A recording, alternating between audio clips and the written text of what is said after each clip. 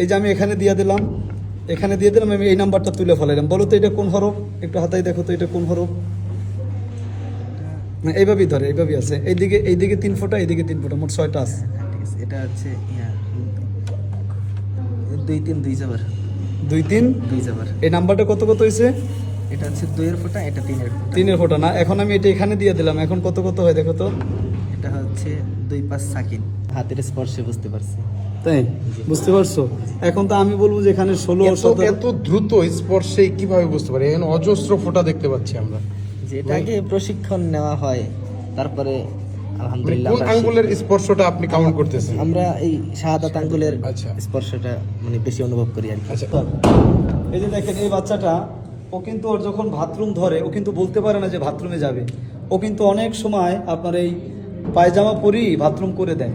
ওই মুরব্বী এতটাই ধৈর্যশীল মানুষ যে উনি নিজে পরিষ্কার করে। তো এখন এই যারা এদের খেদমত করার জন্য অর্থের দরকার। এই বাচ্চাটার বাড়ি বরিশাল ভাই, সেই বরিশাল থেকে দেখেন কত ছোট, ওর বয়স কত হবে, হয়তো 7-8 বছর হতে পারে। কয় বছর?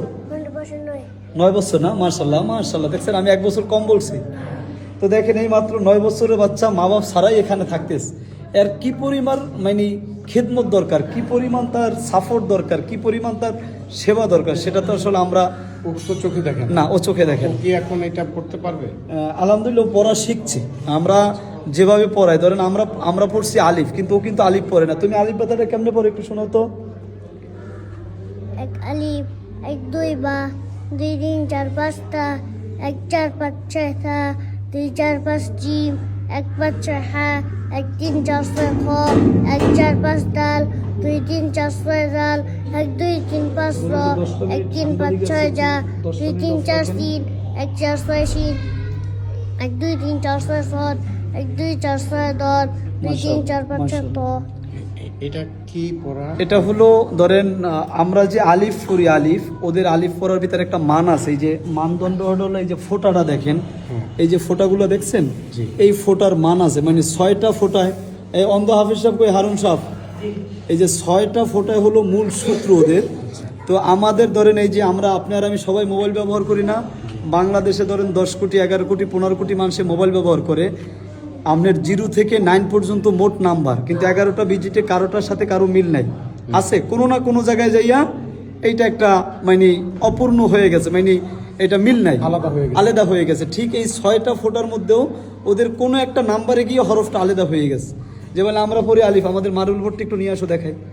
আমরা পড়ি আলিফ, ওরা পড়ে 1 ফোঁটায় আলিফ। আমরা পড়ি বা, ওরা বলে 1 2 বা। আমরা পড়ি তা, হুজুর তা কততে 2 3 4 5 টা। হ্যাঁ, তারপরে সা, 1 4 5 6 সা। তারপরে জিম 2 4 5 জিম, 1 5 6 হা, আর একটু 1 বসাই 3 দেন। 4 6 খ, 1 4 5 দাল। মানে প্রত্যেকটা হরফ আপনার আলাদা আছে। মূল বিষয়টা হলো যে ওরা তো চোখে দেখে না, আমাদের মতন দেখে নাই, কোনো লেখাও নাই, এটা দেখাও যায় না। যদি কেউ একদম নিরিখভাবে দেখে তাহলে এটা ফোঁটাটা দেখা যায়। হ্যাঁ, একটু হাত দিয়ে যদি আপনি দেখেন যে এখানে ফোঁটা দানা দানা বাজে, এই দেখেন দানা দানা। কিন্তু আপনার আমার বোঝার মতন কোনো কায়দা নেই। আমি একটা ছেলেকে ডাকতেছি, আবু রায়হান, আবু রায়হান এদিকে আসো, আবু রায়হান আসো। দেখেন এখানে কোন কোন পারা আছে, এটা আপনার আমি, এটা কিন্তু লেখা আছে। এখানে যে পাড়াটা আছে আপনারা আমার দেখেন, একটু ক্যামেরা ধরেন, লেখা আছে। তো ও কিন্তু দেখে নাই। তুমি বলো তো এখানে কোন কোন পাড়া আছে, একটু বের করো তো কোন কোন পাড়া আছে এখানে। নাসিম ভাই আসেন একটু দিকে। এটা হচ্ছে 6ষ্ঠ খণ্ড, পারা 16 থেকে 18। তুমি কেমনে বুঝলা যে এখানে এই 6ষ্ঠ খণ্ড পাড়া 16 থেকে 18? এটা তুমি বুঝলা কেমনে? এটা আমি ব্রেইল পদ্ধতিতে ফোঁটা ফোঁটা লেখা, এটা আমি হাতের স্পর্শে বুঝতে পারছি। তাই বুঝতে পারছো? এখন তো আমি বলবো যে এখানে 16 এত দ্রুত স্পর্শে কিভাবে বুঝতে পারি? এখানে অজস্র ফোঁটা দেখতে পাচ্ছি আমরা। যেটা আগে প্রশিক্ষণ নেওয়া হয়, তারপরে আলহামদুলিল্লাহ কোন আঙ্গুলের স্পর্শটা আপনি কাউন্ট করতেছেন? আমরা এই শাহাদাত আঙ্গুলের আচ্ছা। স্পর্শটা মানে বেশি অনুভব করি আর কি। আচ্ছা, ওইটা দিয়েই আপনি এটা বুঝে নিচ্ছেন। জি। তা এখন যদি আমি বলি যে তুমি যেটা বলছো তোমার এই কথাটা সত্য না, এখানে তুমি কোন কোন পারা বলছো? এখানে 16 থেকে 18 পারা। না, এখানে 16 থেকে 18 না। আমি যদি বলি 1 থেকে 2 3 আছে। না, এখানে 16 থেকে হ্যাঁ, 18 আছে। তোমারটা সঠিক। জি। আমরা দেখাবো দর্শককে। জি, আমি একটু, আমার এক ভাই আসছে আফতাবনগর থেকে, আলহামদুলিল্লাহ অনেক মাদ্রাসার সাথে আছে। ভাই ও যেটা বলছে এই লেখার সাথে কি মিল আছে? 16 থেকে 18 থেকে না? তো এই বাচ্চাটা তো দেখেই না যে এখানে কি লেখা আছে, কিন্তু ও কিন্তু বলে মার্বেল গুলো আনছো যে এটা একটু ধরো, আমি একটু দেখাই। এই যে দেখেন আমরা বাচ্চাদেরকে কিভাবে মান শেখাই, আমাদের নতুন যখন বাচ্চা আসে দেখেন এই মার্বেল কিন্তু এমনিতে মানুষ খেলে, তাই না? তো এটাও আমাদের অন্ধদের পড়ার একটা উপকরণ। এই যে আমি এখানে দিয়ে দিলাম, আমি এই নাম্বারটা তুলে ফেলাইলাম, বলো তো এটা কোন হরফ, একটু হাতায় দেখো তো এটা কোন হরফ। না, এইভাবেই ধরে, এইভাবেই আছে, এইদিকে 3 ফোঁটা, এইদিকে 3 ফোঁটা, মোট 6টা আছে। ঠিক আছে, এটা হচ্ছে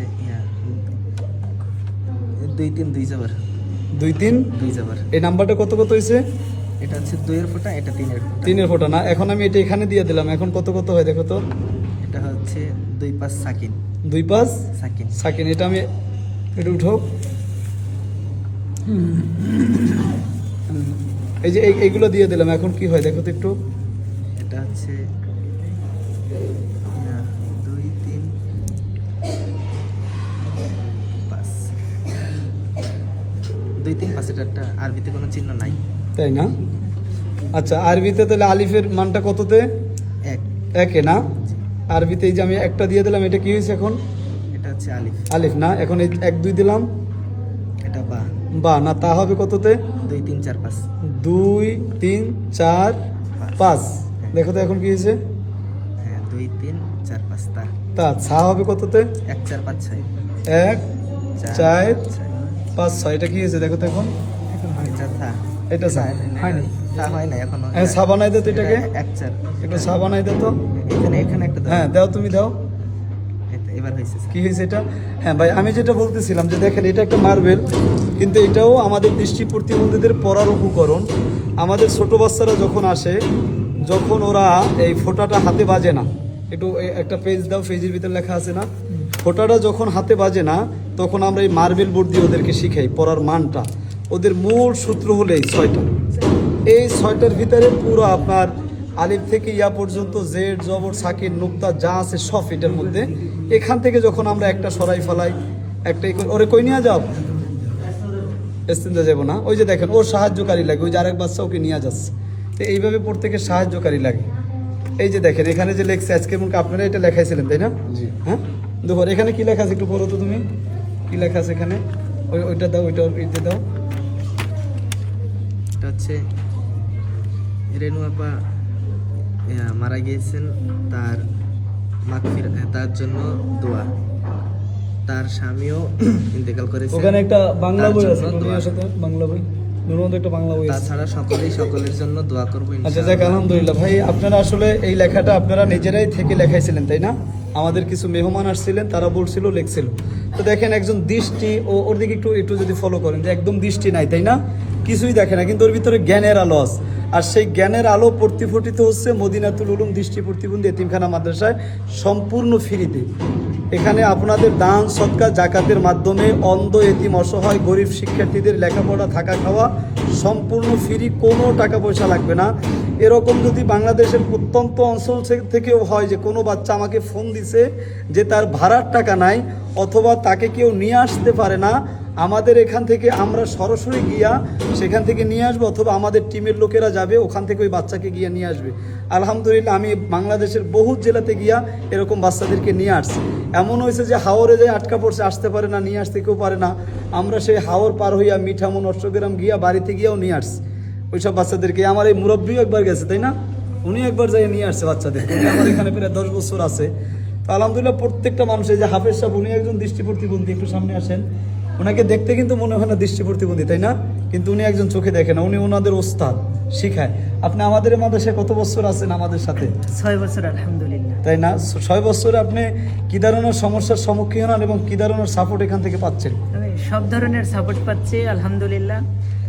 আমার কোনো ধরনের সমস্যা আমার এখান থেকে ফিল হয় না। আপনি মাদ্রাসা চলতে গিয়া মাঝে মাঝে আপনাদেরকে বেতন দিতে পারি না বা এটা সমস্যা তো হয়, মানে এক মাসেরটা যে আর্থিক- আমি একটু বলতেছি, এক মাসেরটা যে আরেক মাসে দিতে হয়, তখন যে আপনাদের চোখ মুখ কালা থাকে বা প্রপারলি ভাবে ওই রকম খুশি রাখতে পারি না, সেক্ষেত্রে করণীয় কি? আমরা তো ছাত্রদের থেকে কোনো টাকা নিই না। এই যে আপনাদেরকে প্রত্যেক মাসের যদি আমি 5 থেকে 10 তারিখের ভিতরে বেতনটা দিতে পারি, তা আপনার মনটাও খুশি, আমার মনটাও খুশি, তাই না?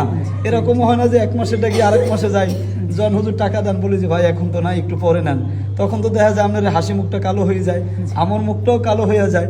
এর পিছনে কি, মানে এই যে কালো হওয়ার পিছনে যে একটা কারণ, আপনাকে যে আমি খুশি করতে পারি না, সমস্ত মানে ইসের পিছনে মূলের যে অর্থনৈতিক একটা সাপোর্ট আমাদের আসলে মূল প্রয়োজনটাই অর্থনৈতিক একটা সাপোর্ট দরকার। সেই সাপোর্টটা যদি আমাদের পিছনে থাকে তাহলে ইনশাল্লাহ আর আমাদের এই সমস্যাগুলো থাকবে না।